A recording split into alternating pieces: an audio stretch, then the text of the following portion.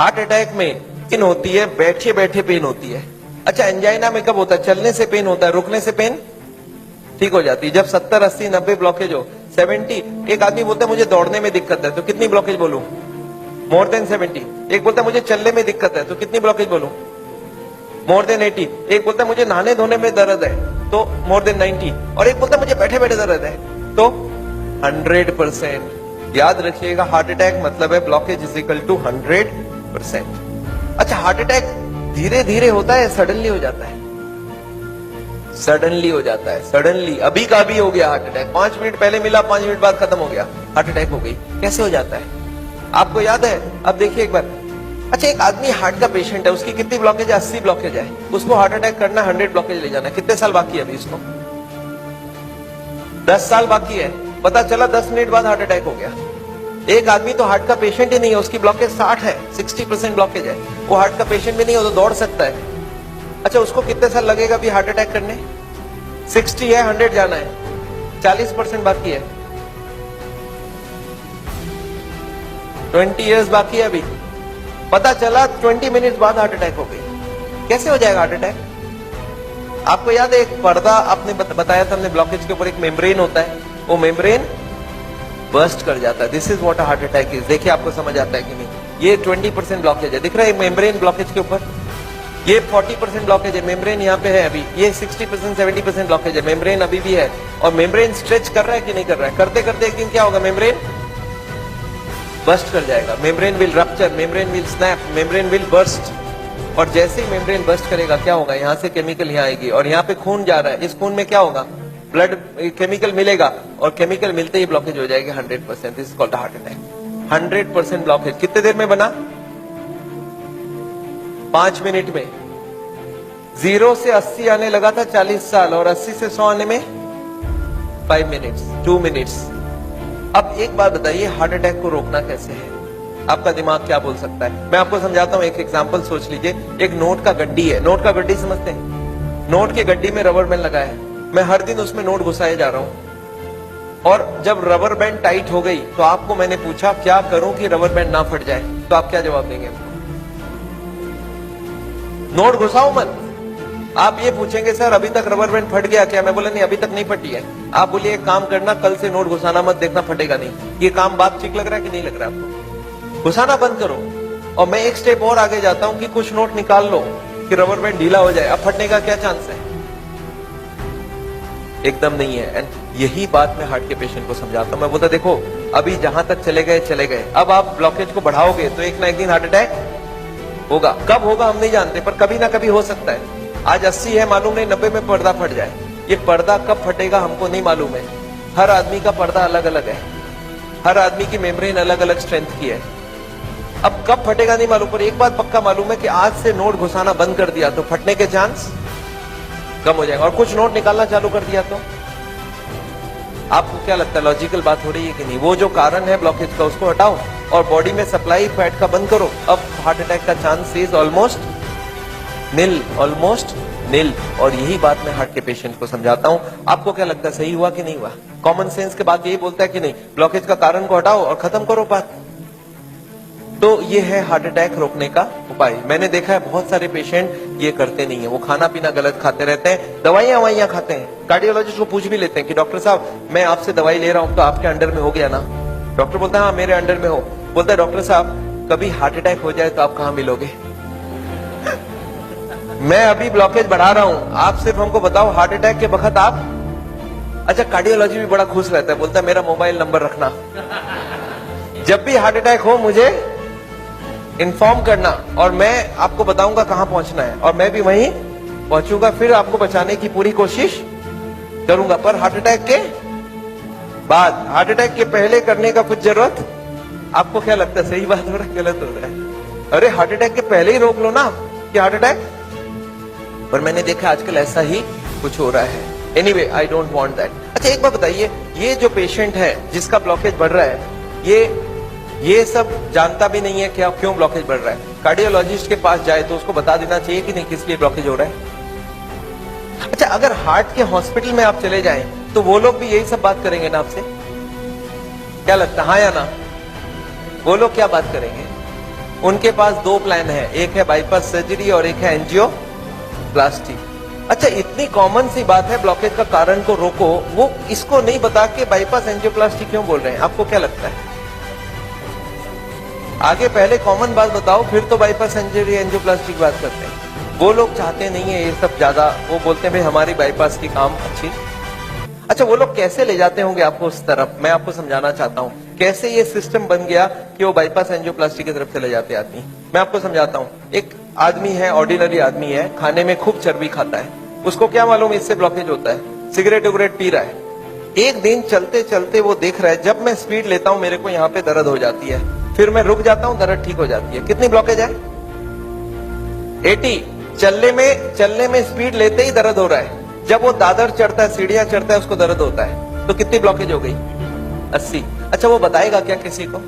सोचता है कि अभी तो मैंने फील किया है, अगर घर में जाके बता दूंगा घर वाले परेशान हो जाएंगे। एक तो ऐसे ही वो परेशान है, इतने सारे कॉम्प्लिकेशंस है घर पे, और मैं ये भी बता दूं तो झंझट हो जाएगा। बताता नहीं है। कितने दिन तक नहीं बताता है? 2, 4, 6 महीने तक वो खींचता रहता है। क्या करता है? जब भी स्पीड लेने का काम होता है बोलता है मैं धीरे धीरे जाऊंगा, आप छोड़ दो, जाने दो। जब दादर चढ़ना होता है तो धीरे से चढ़ता है, सामान उठाना होता है नहीं उठाता है, पर धीरे धीरे पता चल जाता है। एक दिन वाइफ बोलती है आप स्पीड में चलिए, पेशेंट बोलता है मेरे से स्पीड नहीं चला जाता। बोला क्यों? बोलता मेरे को यहाँ दर्द होती है। वाइफ बोला आपने कभी बताया नहीं? बोलता नहीं, वो तो थोड़े दिन से हो रहा है ना, कुछ दिनों से। वाइफ अब छोड़ देगी वाइफ या नहीं छोड़ेगी? वाइफ बोलती है चलो कल डॉक्टर के पास जाएंगे। तो लोकल कार्डियोलॉजिस्ट के पास पहुंच गए। अच्छा, लोकल कार्डियोलॉजिस्ट को जाके बता दिया कि डॉक्टर साहब जब मैं स्पीड लेता हूं तो यहाँ पे छाती में दर्द हो जाता है, फिर रुकता हूँ ठीक हो जाता है। अच्छा, उनको कुछ आइडिया लग जाएगा?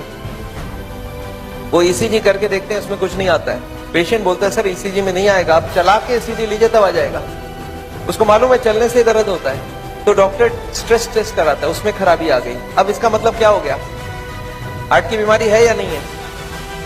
ऑलमोस्ट पक्का हो गया। अब कार्डियोलॉजिस्ट क्या बोलते हैं? बोलते देखो आपको हार्ट की बीमारी हो गई है। पेशेंट घबरा जाता है, बोलते सब क्या करूं? बोलते एक काम करो, मैं एक हॉस्पिटल का नाम लिख के देता हूं, उसमें चले जाओ, और एक कार्डियोलॉजिस्ट का नाम लिख के देता हूं, उसके पास चले जाना, और वहां पे वो जाके एंजियोग्राफी करेंगे, उससे पता चलेगा ब्लॉकेज है या नहीं है, और उसके बाद वो बाईपास सर्जरी एंजियोप्लास्टी जो भी बोलेंगे वो सब करवा लेना। पेशेंट बोलता है इसका मतलब वो सब करा लो। बोला हाँ, जो भी निकलेगा उस हिसाब से करा लेना। पेशेंट बोलता है सर और कोई बात? बोला एक काम कर देना, मेरा उनको बता देना मैंने ही आपको वहां पे भेजा है। अच्छा, इसका भी कुछ फायदा है ना? अच्छा, अब आप कहां चले गए नेक्स्ट डे? पेशेंट पहुंच गया हार्ट के हॉस्पिटल में, कार्डियोलॉजिस्ट को बता दिया कि मैं स्पीड लेता हूं, मेरे को छाती में दर्द होता है। कार्डियोलॉजिस्ट को कुछ समझ आ गया क्या? उनको बहुत अच्छे से समझ आ गया, एक नया पेशेंट आ चुका है। अच्छा, वो बोलते नहीं ऐसा, वो क्या बोलते हैं? वो बोलते हैं मेरे को डाउट है ये ब्लॉकेज है या नहीं है। अच्छा, पेशेंट खुश हो जाता है। पेशेंट बोलता है वो डॉक्टर तो मेरे को डरा ही दिया था, बोलता हार्ट की ब्लॉकेज है, और ये बड़ा डॉक्टर ये बोलता है मेरे को डाउट है। पेशेंट बोलता है मेरे को हार्ट की बीमारी हो ही नहीं सकता। अरे मैं कभी कोई गलत काम किया ही नहीं, सिगरेट तो बहुत लोग पीते, मैं भी पीता हूं, और चर्बी उर्बी तो बहुत लोग खाते, मैं तो थोड़ी बहुत ही खाता हूं। तो पेशेंट क्या सोचता है कि कुछ निकलेगा तो नहीं, डॉक्टर ठीक ही बोल रहा है, कुछ मिलेगा ही नहीं। पेशेंट बोलता है सर कोई उपाय है, पता चल जाए ब्लॉकेज कितना है। कार्डियोलॉजिस्ट बोलते हैं बस एक एंजियोग्राफी कर लेते हैं, आपको देख लेते हैं है या। अच्छा, पेशेंट मान जाएगा नहीं मान जाएगा? पेशेंट बोलता है सर कोई भी टेस्ट हो मैं तैयार हूं, आप बोलो क्या क्या कराना है। बोलते नहीं, आपको एडमिट करके आपके अंदर एक तार घुसाएंगे और उसमें जान भी जाने की चांस है। अच्छा, पेशेंट फिर भी नहीं चाहता है कुछ, तो बोलते बिना तार घुसाए कुछ कर लीजिए ना, पता करना है ना ब्लॉकेज, कर लीजिए आप। कार्डियोलॉजी बोलते हैं एंजियोग्राफी बिना कुछ नहीं पता चलेगा। अच्छा, एंजियोग्राफी हो जाएगा नहीं हो जाएगा? एंजियोग्राफी हो जाता है। पेशेंट बोलता है चलो एक बार करा लेते हैं, फिर घर जाके सोचेंगे ब्लॉकेज मिल तो जाए, देखे तो सही कितना है, फिर जाके घर में। अच्छा, पेशेंट प्लान कर लेता है। क्या प्लान करता है? कि मेरी 30-40 ब्लॉकेज तो हो सकती है, मैंने गलत काम किया है, बड़े दिनों से मेरे को कोई नहीं बोला था, फैट नहीं खाना मैं खाया हूँ, सिगरेट नहीं पीना मैंने पिया हूँ, तो कुछ ब्लॉकेज मिलेगा। और प्लान क्या बनाता है कि घर जाके कल से सारा खाना पीना बदल दूंगा, वॉकिंग चालू कर दूंगा, एक्सरसाइज चालू कर दूंगा, एकदम प्लान करके एंजियोग्राफी में जाता है कि कल खाली रिपोर्ट लेके घर जाना है। अच्छा, रिपोर्ट में कुछ, एंजियोग्राफी होने के बाद रिपोर्ट में कुछ मिलेगा या नहीं मिलेगा? रिपोर्ट में एंजियोग्राफी में कितनी ब्लॉकेज मिलेगी? 70, 80 एंड 90। अच्छा, जब 80 ब्लॉकेज मिल जाए, कार्डियोलॉजी सडनली बदल जाता है, वो बोलते हैं you are very lucky. Patient बोलता है लकी मतलब कुछ भी नहीं मिला आपको? बोला लकी इसलिए कि आप ठीक टाइम में यहां तक पहुंच गए, थोड़ा सा लेट आते तो कुछ भी हो सकता था। पेशेंट बोलता है इसका मतलब कुछ सीरियस बात है। बोला आप बचे कैसे, मेरे को समझ नहीं आ रहा। यू आर वेरी लकी, अभी तक बच गए आप। अब आपका बचने का चांस बहुत कम है। पेशेंट बोलता है पर हुआ क्या है? बोलता 80% ऑलरेडी फिनिश्ड, बस थोड़ा सा ही है। You are carrying an atom bomb. अच्छा, पेशेंट बोलता है सर एक काम कीजिए, आप रिपोर्ट मुझे दे दीजिए, मैं घर जाऊंगा। बोलता घर आप पहुंचेंगे कैसे? उसके पहले ही हार्ट अटैक हो जाएगा। अच्छा, आपको क्या लगता है डॉक्टर को मालूम है कि हार्ट अटैक कल होगा, आज होगा? उसको तो ये भी नहीं मालूम 70 है, 80 है या 90 है। क्यों ऐसा बोला जा रहा है? To create a fear. Fear फियर से क्या होगा? फिर ऑपरेशन के लिए इमीडिएटली बहुत सारे लोगों को इतना बोलने का जरूरत ही नहीं, वो तो इमीडिएट तैयारी हो जाता है। हार्ट का सुनते हैं उसके मन में ऐसे ही डर रहता है, उसको ज्यादा डराने का। पर कभी कभी पेशेंट बोलता है सर एक बात बताइए, ब्लॉकेज तो कल भी था, ब्लॉकेज तो आज भी है, कल तक तो मैं सारा ही काम कर रहा था, ये पेन तो मेरे को बड़े दिनों से है, मैं अब तो पता चला हूं। तो आप एक काम करिए, मेरे को आप डिस्चार्ज कर दीजिए, मैं घर जाके फिर सोचूंगा। बोला नहीं, आप एक काम कीजिएगा, आप करवट भी लेंगे ना तो हमको पूछ लीजिएगा। पेशेंट बोलता है नहीं सर मैं तो घर जाऊंगा। बोला आप रुकिए, आपके घर वालों से मैं पूछता हूं। अच्छा, घर वाले बाहर कौन कौन वेट कर रहे होंगे? सारा खानदान वेट कर रहा होगा। वहां पे जाके क्या बोलना है कि patient is very critical, any moment he can die. आप बोलो मैं बचाने की कोशिश करूं और जाने दूं। अच्छा, आंसर क्या होगा? वाइफ क्या बोलेगी कि जिंदगी भर इन्होंने मेरे लिए किया, आज मेरे को चांस मिला, आज तो मैं ऑपरेशन। वाइफ बोलती है कोई चीज का भी कोई भी कंजूसी हमें नहीं करना है, इनको तो बचाना। अच्छा, बेटा मानेगा कि नहीं? एक बेटा बड़ा समझदार होता है, बोलता है डॉक्टर को, डॉक्टर साहब एक बार बताइए, मैंने सुना है कोलेस्ट्रॉल की वजह से ब्लॉकेज होता है, इनका कोलेस्ट्रॉल हाई है, तो क्या करूं कि कोलेस्ट्रॉल कम हो जाए? खाने पीने में क्या क्या चेंज लाना चाहिए? अच्छा, कार्डियोलॉजिस्ट मान जाएंगे इनसे बात सुनी, वो बोलेंगे you are wasting my time, he is dying and you are talking all this rubbish. अच्छा, तब तक और जितने परिवार वाले बोले नहीं ऑपरेशन होना ही चाहिए। मेरे एक पेशेंट थे, बोला डॉक्टर साहब मेरे साथ पूरा ऐसे ही हुआ, मैं तो खाली एक बार टेस्ट कराने गया था और उसके बाद वो ऑपरेशन करके ही भेजे मेरे को वापस। मेरे एक और पेशेंट थे, बोले सर मैं फिर भी नहीं कराया, मैं निकल आया। मैं बोला आप निकले कैसे? बोला मैंने बोला मैं तो नहीं कराऊंगा, मुझे घर जाना है। वो बोले नहीं आप घर भी नहीं पहुंचेंगे। मैं बोला मैं लिख के देता हूं, मैं पहुंच जाऊंगा। फिर मैंने लिख के भी दे दिया, फिर भी वो जाने नहीं दिया। फिर मैंने लास्ट बोला, मैंने बोला देखो मैं करने तैयार हूं, पर प्रॉब्लम है मेरे पास पैसे नहीं है, आप फ्री का कोई ट्रीटमेंट हो तो करवा डालो। तब इन्होंने बोला कोई प्रॉब्लम नहीं है, आप घर चले जाओ। फिर मैं जब घर जाने लगा तब फिर से बुलाया उन्होंने, बोला अब आप एक बार बताओ ये इतने पैसे आप कितने दिन में इकट्ठा कर सकते हो? तब मैंने बोला देखिए मुझे प्रॉपर्टी बेच के आना होगा, 2 महीना लगेगा। फिर मुझे 2 महीना उन्होंने टाइम दे दिया, बोला आप कोई प्रॉब्लम नहीं है, 2 महीने बाद ही ऑपरेशन होगा। आपको समझ आ रहा है ऑपरेशन कब रुक सकता है? दिस इज, मैं ये नहीं बोलूंगा सारे जगह एग्जैक्टली यही हो रहा है, पर इसका ही कुछ छोटा मोटा रूप ये हॉस्पिटल का सिस्टम है। पर एक बात मैं जानता हूं, हॉस्पिटल को ये चॉइस देना चाहिए पेशेंट को, देखो the blockage is so much, these are the reasons. आप देखो क्या चाहते हो, आप अगर अपने आप को बदलोगे तो ऑपरेशन रुक सकती है। आप नहीं बदलना चाहते हो तो मैं ऑपरेशन कर दूं, उसके बाद जाके बदलने का कोशिश करो। But the hospitals don't give chance, उनको मालूम है ये एक मौका है, ऑपरेशन कर लेते हैं, बट उसके बाद भी उनको यही करना पड़ेगा। लाइफस्टाइल चेंज तो पेशेंट को फिर भी करना पड़ेगा। मैं जानता हूं हार्ट के पेशेंट्स को मैं 3 चीज देखते दिखाऊं, एक तो दवाइयां हैं, एक बाईपास और एक एंजियोप्लास्टी। ये दवाइयां मैं आपको एक बार समझाना चाहता हूं दवाइयां क्या काम करती है, और another 10 minutes I will take. देखिए ये ट्यूब है जिसमें कोई ब्लॉकेज नहीं है और ये 80-90% ब्लॉक है, दिख रहा है आपको? अब ये पेशेंट को चलने से दर्द होता है, एक दवाई ऐसी है जो दवाई देते ही दर्द कम हो सकती है। कौन सी दवाई है? सॉर्बिट्रेट, नाम सुना आपने? क्या करता होगा सॉर्बिट्रेट? देखिए क्या करता है Sorbitrate. This what is the action of Sorbitrate. क्या हुआ? ट्यूब चौड़ी हो गई, ब्लॉकेज वहीं की वहीं रह गई, ट्यूब चौड़ी हो गई, ट्यूब थोड़ा फैल गया, फैलते क्या हो गया? ब्लड सप्लाई बढ़ गई। पेशेंट बोलता है मुझे अब कोई दिक्कत नहीं है, पर ये दवाई का असर रहेगा 8 घंटे बाद, तो 8-8 घंटे में एक सॉर्बिट्रेट देनी पड़ेगी। एक पेशेंट मेरे को बोला मैं सॉर्बिट्रेट नहीं लेता हूं, मैं मोनोट्रेट लेता हूं। मैं बोला वो भी सॉर्बिट्रेट का ही भाई है। तो ये जितने भी सॉर्बिट्रेट है उनका नाम मैं आपको दिखा सकता हूं, these are all kinds of Sorbitrate and all. ये सब दवाई हम लोग दे देते हैं, सॉर्बिट्रेट, इस्मो, एसोडिल, मोनोट्रेट, नाइट्रोफिक्स, एंजिसेड, इम्डूर, वेंजिकॉर, वेसोट्रेट, मोनोट्रेट, सॉर्बिट्रेट, मोनोसॉर्बिट्रेट, नाइट्रोकंटीन, वेसोप्रिन, मोनोस्प्रिन, इस तरह की दवाइयां हम हार्ट के पेशेंट्स को दे देते हैं। एनीवे दवाइयां बहुत सारे तरह की मिलती है। एक होता है हार्ट की ऑक्सीजन की जरूरत को कम कर देता है, इसको बोलते हैं beta blocker, calcium channel blocker, फिर एस इनहिबिटर, ऐसे करके बहुत सारी गोलियां हम लोग हार्ट के पेशेंट्स को दे सकते हैं। I am not going to go into that detail. कुछ ब्लड पतला करने का दवाई भी देते हैं, आपने देखा है नाम, इकोस्प्रिन, कोल्स्प्रिन, एएसए, डेलिस्प्रिन, डिस्प्रिन, क्लोपिग्रेल, क्लोपिलेट, क्लोपिवा, सिरुविन, क्लैबिक्स, क्लोट्रेल, फ्लैचरिल, स्ट्रोमेक्स, डीप्लैक, इस तरह की गोलियां हम लोग देते हैं ब्लड को पतला करने के लिए। पर ये गोलियां देने से भी पेशेंट ठीक नहीं होता है, तो इसके लिए मैं चाहता हूं वो लाइफस्टाइल चेंज करें, अपनी ब्लॉकेज को कम करें कि उनको देने की जरूरत पड़े ही नहीं। अच्छा, ये गोलियां इतनी खाएंगे, इसके साइड इफेक्ट्स होती है क्या? अगर साइड इफेक्ट होती है कॉन्स्टिपेशन, तो कॉन्स्टिपेशन की और गोली दूंगा, और एसिडिटी हो जाए तो एसिडिटी की गोली दूंगा, और नींद ना आए तो नींद की गोली दूंगा। अच्छा बताइए, बीमारी ठीक हो रहा है कि नहीं हो रहा है?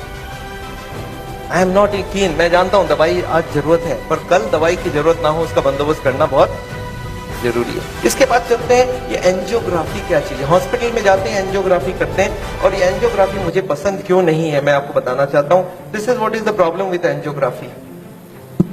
एक तार आपके पूरे बॉडी को स्क्रैच करके हार्ट तक लेके जाना है। ये तार यहां से जो घुसेगी, 1 metre wire is inserted into the body till it reaches the heart. It is a blind procedure. Blind मतलब क्या? आप घुसा दो, ये अंदर जाती जाएगी, और अगर अटक गई तो वापस खींच के फिर से ट्राई करना होगा।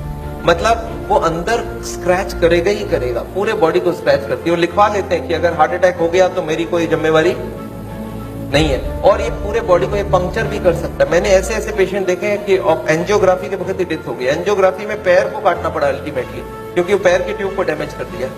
तो एंजियोग्राफी मैं नहीं चाहता हूं। और उसके बाद क्या होगा?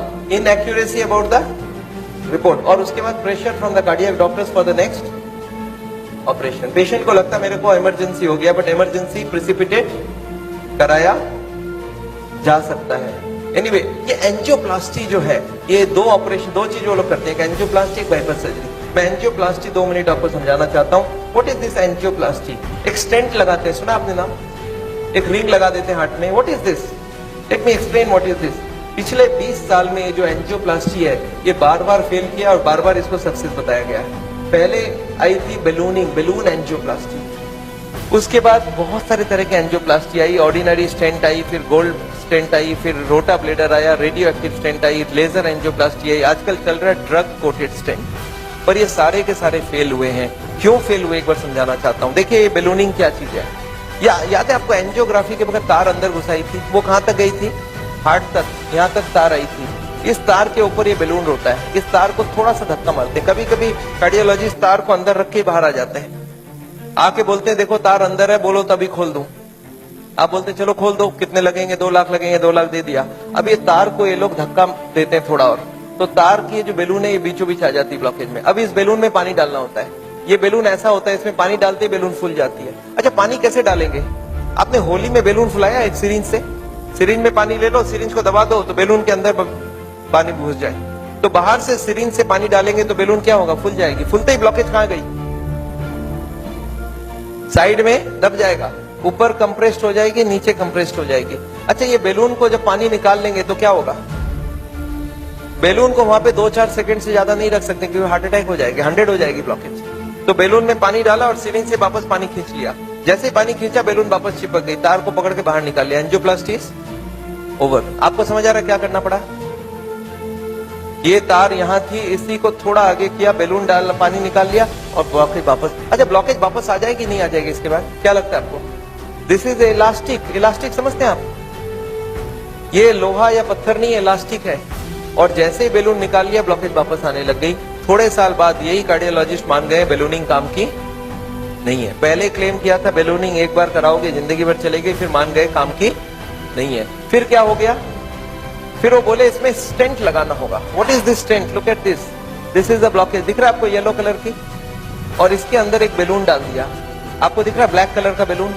बैलून में पानी डाला तो ब्लॉकेज कहां चलेगी? साइड में आ गई। जब बैलून निकाल लेंगे तो ब्लॉकेज वापस आएगी, तो यहाँ पे एक स्प्रिंग लगा देते हैं। ये स्प्रिंग क्या काम करेगा? ब्लॉकेज को आने से रोक देगा। आपको समझ आ रहा है स्प्रिंग का मतलब क्या है? अगर स्प्रिंग डाला गया, इसका मतलब क्या है? कि ब्लॉकेज वापस आ रही थी। इसका मतलब पहले वाला जो क्लेम था वो गलत था कि बैलूनिंग करा लो, ठीक रहा। इसके बाद ये जो स्टेंट लगी, स्टेंट का एक मेजर प्रॉब्लम है कि इसके अंदर से ब्लड जाएगी और फॉरेन बॉडी के अंदर ब्लॉकेज बहुत जल्दी होती है। ये देखा गया है स्टेंट में 6 महीना 1 साल में सारे ब्लॉक आ जाती वापस। और ये जब वापस आने लगी तब इन्होंने थोड़े दिन तक तो बोला नहीं आती है। थोड़े दिन बाद इन्होंने बोला कि नहीं, ये स्टेंट तो खराब होगी क्योंकि ये ऑर्डिनरी स्टेंट है, इसमें एक मेडिकेटेड स्टेंट देना होगा। वो दवाई में डाल के स्प्रिंग को निकाल लेंगे, अब बहुत बढ़िया हो जाएगा। तो ड्रग की कोटिंग चल जाए। आपने देखा है चांदी के गहने में सोने की कोटिंग चढ़ाते हैं, तो वो स्प्रिंग के ऊपर कोटिंग चढ़ा देते हैं और वो कोटिंग चढ़ा के लगा दिया, पर इसके बाद भी ये फॉरेन बॉडी ही रही, इसमें वही का वही रिजल्ट आया है। अभी लेटेस्ट है कि 66% people with in 1 year will come back with a reblockage. इसके बाद है बाईपास सर्जरी। एक बहुत बड़ी सर्जरी होती है। देखिए, बाईपास सर्जरी मैं इसलिए नहीं चाहता हूँ, एक बहुत बड़ा सर्जरी है। एक पूरे चेस्ट को काटो और इसको काट के, इसको चाकू से नहीं कटेगा, इसमें आड़ी से कटेगी। आड़ी समझते हैं आप? आपने मार्बल फिटिंग के वक्त एक देखा, गोल चक्का लेके घूमते हैं, ऐसा एक लगा के ये पूरा खुलेगी। इसको अंदर से ऐसे जैक करके ऐसे खोलेगा। अंदर में हार्ट को रोक के उसमें ऑपरेशन होगी। और हार्ट को रोकेंगे तो एक मशीन से पूरे बॉडी को ब्लड जाएगा, इसको बोलते हैं हार्ट लंग मशीन। उसमें कुछ ब्लड डाल के उससे चलाना होगा। And during this time the operation has to take place. But this operation is very complicated. Luck अच्छा हो तब ठीक है, नहीं तो कुछ ना कुछ कॉम्प्लिकेशन रहती है, बहुत सारे लोगों की जान भी जाती है। पर ऑपरेशन के बाद क्या होगा, ये देखिए ऑपरेशन के बाद क्या होगा। ये ट्यूब जो ब्लॉकेज है वो यहीं रह गई, इसके जगह नई ट्यूब लग गई। तो ये ब्लॉकेज के जगह नई ट्यूब लग गई तो क्या हो गया, बाईपास हो गया। पर ये नई ट्यूब में फिर कभी ब्लॉकेज आएगा कि नहीं, आपको क्या लगता है? ये नई ट्यूब में फिर से ब्लॉकेज आती है। अच्छा, अब तो 40 साल बाद ही आएगी ना। पिछले बार कितने साल लगी थी आपको याद है? देखिए, एक वाई का जवाब सोच के देखिए। ओरिजिनल ट्यूब में कितने साल में ब्लॉकेज हुई थी? 20 से 40 साल। तो कितनी स्पीड रही? 2 से 4%, 6% पर ईयर। और एंजियोप्लास्टी के बाद अगर 2 साल में वापस रीब्लॉकेज होती है तो कितने साल हो गई? 40% पर ईयर। और बाईपास के बाद अगर 5 साल में रीब्लॉकेज आती है तो 20% पर ईयर। जो ट्यूब ओरिजिनली 2% की ब्लॉकेज कर रही थी, वो अब ऑपरेशन के बाद उसकी स्पीड क्यों बढ़ गया? क्योंकि अब वो ओरिजिनल नहीं रहा। हमारी बॉडी को जब तक ओरिजिनल रखो तब तक अच्छी बात है। हमारे प्राइम मिनिस्टर ने भी 2 बाईपास कराई है, एंजियोप्लास्टी 5 स्टेंट लगाई है। पर मैं जानता हूं उसके बाद भी तो फिर से कराना पड़ा। एक बार कर लिया, दूसरी बार कराया, कब तक करा सकता आदमी? और मैं जानता हूं बॉडी में एक बार कॉम्प्लिकेशन कराना, उनके लिए तो चलो बहुत बड़ा टीम लगेगा। हर आदमी के लिए इतनी बड़ी टीम नहीं भी लग सकती है और इतना बड़ा ऑपरेशन नहीं भी कर सकते ठीक से। पर मैं जानता हूं अगर ऑपरेशन बिना ही हमारी काम बन जाए, अगर हम लाइफस्टाइल को ही चेंज करके कर सकते हैं, तो हम ऑपरेशन क्यों करवाएं? And this is what is the contention. Nevertheless, मैं हार्ट के पेशेंट को एक ही चीज समझाता हूं कि ब्लॉकेज अगर रिवर्स करना है तो उसके लिए थोड़ा आपको एक्यूरेसी करना होगा। What is this accuracy? You understand? This is the accuracy. इस पिक्चर को आपने देखा है, इसमें एक्यूरेसी लिखा है। कितना एक्यूरेसी है इसका मतलब? मैं आपको समझाता हूं। ये एक ड्रम है, ये ड्रम में मैं पानी भरना चाहता हूं और इसमें 15 छेद है। आप बताइए कितनी छेद बंद करने से ड्रम भरेगी? याद है 15 कारण है। अब इसमें से कितने को कंट्रोल करूं कि ड्रम भर जाए? सारे को करना होगा। अच्छा, मैं हार्ट के पेशेंट्स को क्या देखता हूं, उनको कुछ मालूम भी नहीं है इसके बारे में। वो क्या बोलते हैं, मेरा कोलेस्ट्रॉल कंट्रोल है, ट्राइग्लिसराइड ज्यादा है, शुगर कंट्रोल है, बीपी ज्यादा है। मैं बोला ऐसे नहीं चलेगा, सारे होल बंद चाहिए मुझे। बोलते मैं थोड़ा थोड़ा करूं तो कैसा चलेगा? मैं बोला थोड़ा थोड़ा से काम नहीं चलेगा। बोलते मेरा बीपी कम किया हूं पर पूरा कम नहीं कर रहा हूं, 120 नहीं ला रहा हूं, 140 ही रखा हूं। मैं बोला नहीं चलेगा, मुझे सारे फैक्टर्स एक साथ कंट्रोल चाहिए। हाँ, इसके लिए शुगर, बीपी, कोलेस्ट्रॉल, ट्राइग्लिसराइड आपसे कम नहीं हो रहा, मैं दवाई देके कम कर देता हूँ। पर स्मोकिंग आपको पूरा ही बंद करना होगा, खाने में तेल आपको बंद करना होगा, एक्सरसाइज आपको करना पड़ेगा, ओवरवेट कम करना होगा, खाना पीना में फाइबर ज्यादा डालना होगा। अच्छा, ये सब संभव है क्या लोगों के लिए? यस, क्या प्रॉब्लम है? ये तो सिंपल सी बात है। इसको क्यों नहीं कर सकते? क्यों नहीं सिगरेट बंद कर सकते? क्यों नहीं मीट बंद कर सकते? क्यों नहीं तेल घी छोड़ के आप अलग तरीके से खाना बना सकते हैं? तो all these if you do there is no problem. Nevertheless, मैं जानता हूं एक और छोटा सा चीज आपको बताना चाहता हूं। अभी एक और नई जो टेक्नोलॉजी आ गई है, आदमी को मैं सोचता था बिना काटे कुछ हो सके। ये हमारी कुकिंग की क्लास है। This is the cooking class. मैं हार्ट के पेशेंट्स को ट्रेनिंग देता हूँ। This is my dietitian teaching cooking, 0 oil cooking to the patients wives. मैं हार्ट के पेशेंट्स को योगा सिखाता हूँ। मैं बोलता हूँ कैसे भी करो, योगा करो आप, योगा करने की बहुत जरूरी है। उसके साथ उनको क्या करना चाहिए, क्या नहीं करना चाहिए, कितनी सामान उठानी चाहिए, गाड़ी चलानी चाहिए, स्कूटर चलाना चाहिए, ऑफिस जाओ तो क्या प्रिकॉशन लो, दादर चढ़ो तो क्या प्रिकॉशन लो, आगे कौन सी योगा करो, कब तक करो, कौन सी मेडिसिन लो, कब तक लो, एंड फॉर दिस हाँ मैं एक मैगजीन भी निकालता हूँ, इसका नाम है साउल टाइम्स। ये मैगजीन मैं हर महीने निकालता हूँ, दिल्ली से निकलती है, हिंदी और इंग्लिश में। अच्छा, आपको एक फॉर्म दिया गया है क्या, ऐसा देखिए तो, have you got a form like this? ये फॉर्म में अगर आप अपने नाम एड्रेस भर के देंगे तो आपको ये मैगजीन आगे आपको मिलता रहेगा हर महीने, हिंदी में इंग्लिश में दोनों में मैगजीन है। और इसके साथ एक छोटा सा और क्वेश्चन ये रखा है कि यहाँ पे अगर हम लोग ऐसा कोई कैंप करवाएं तो how many people will be interested to join such a camp. 1 दिन का या 2 दिन का ऐसा एक कैंप अगर हम करवाएं तो कोई इंटरेस्टेड हो तो प्लीज फिल इट अप। मेरे को लोग बोलते हैं डॉक्टर साहब इतनी सारी बातें अगर कैसे याद रखूंगा, मैंने बहुत मोटी मोटी किताब लिखी है। आदमी बोलता है सर छोटा सा कुछ दीजिए ना कॉपी, तो मैंने एक ऐसी किताब बनाई है जिसका नाम है पॉकेट गाइड। एक 30 रुपीज की किताब है, कोई 2 घंटा बैठ के पढ़ ले तो जितनी बातें मैंने बताई है सब इसमें लिख के रखा है। So this book I have brought over here. मेरे ख्याल से बाकी बुक्स तो मैं नहीं ला सकता हूँ क्योंकि hundreds of books are there, तो मैं ये बुक लाया हूँ। कोई को लगता है कि मैं पढ़ना चाहता हूँ और कोई को पढ़ाना चाहता हूँ, हार्ट के पेशेंट को जरूर पढ़ाइए। 30 रुपीज की गिफ्ट होती है, you can give it to anybody and they will learn things from the book. तो ये बहुत जरूरी है। मैं जानता हूँ, मैं ये मैगजीन पिछले 10 साल से रन करता हूँ and it is gone all over the world. मैं एक नई टेक्निक आपको इसी वक्त बताना चाहता हूँ। There is a new machine which has come which can open the collaterals. देखिए कोलैटरल्स का क्या मतलब है, ये ब्लॉकेज है। बाईपास सर्जरी में क्या करते हैं, एक नई ट्यूब लगा देते हैं। इसमें क्या करते हैं, जो हार्ट की ये ब्रांच है और ये ब्रांच है, इनको जोड़ देते हैं आपस में, and there are so many small tubes, जो इसको जुड़ जाए तो ब्लड यहाँ से आने लगे। ये जो छोटे छोटे ट्यूब है, ये मैंने बोला था स्पोर्ट्समैन चालू करके रखते हैं, और स्पोर्ट्समैन चालू कर दिया तो क्या हो गया, उसके पास 2 सप्लाई हो गई, एक तो ये ओरिजिनल है और एक साइड वाली भी है। इसको बोलते हैं कोलैटरल। बैंक में आपने लोन लेते हुए देखा है कभी कोलैटरल्स बोलते हैं? कोलैटरल मतलब क्या, ये फेल हो जाए तो दूसरा कोई होना चाहिए। तो ये कोलैटरल्स भगवान ने हमें दे के रखा है। ओरिजिनल तो था ही था, एक कोलैटरल भी दे के रखा, कभी ये फेल हो जाए तो ये चालू करना।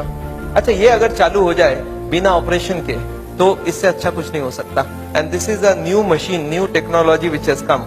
देखिए हमारे मेडिकल साइंस की टेक्नोलॉजी बिना कांटे वाली टेक्नोलॉजी है। ये देखिए ये ट्यूब्स है जिसमें कोई कोलैटरल्स चालू नहीं है, और ये है ट्यूब्स के सारे कोलैटरल्स चालू हो गए। आपको समझ आ रहा है डिफरेंस दोनों के अंदर?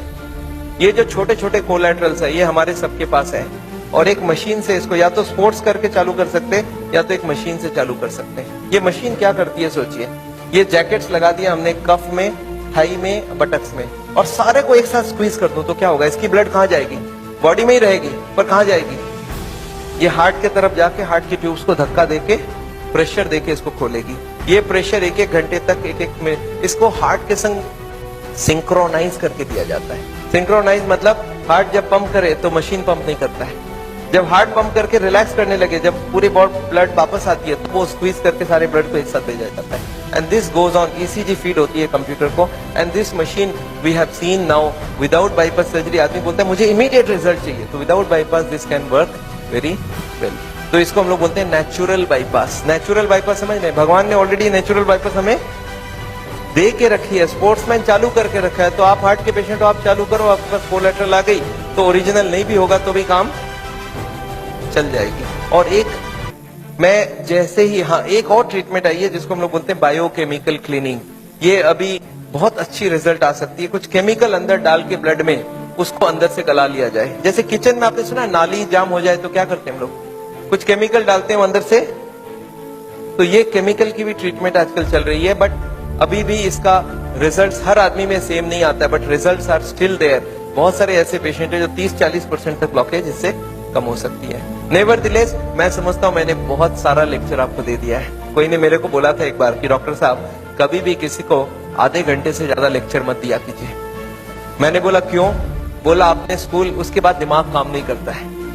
मैंने बोला क्यों ऐसा बोल रहे हैं? बोलता आपने स्कूल कॉलेज में देखा है कभी भी पीरियड्स 40 मिनट से ज्यादा नहीं रखते हैं, उसमें 5 मिनट आने जाने का वेस्टेज गिन लो, आधे घंटे ही चलेगा दिमाग। मैं बोला पर मैंने देखा आप टीवी देखते हो तो 2-3 घंटा देखते हो एक साथ। बोलते नहीं वो इंटरेस्टिंग हो तो देखते हैं। तो मैं जानता हूं आप हमारे साथ बैठे हैं 2 घंटे के लिए और आपको जरूर इंटरेस्टिंग लगा होगा। मैं फिर से धन्यवाद देना चाहता हूं ये हॉल को अरेंज जिन लोग ने किया उनको, श्री माफत लाल जी को जिन्होंने आपके लिए ये लेक्चर कराया है। और अगर आपको लेक्चर अच्छा लगा तो उनके लिए फिर से एक बार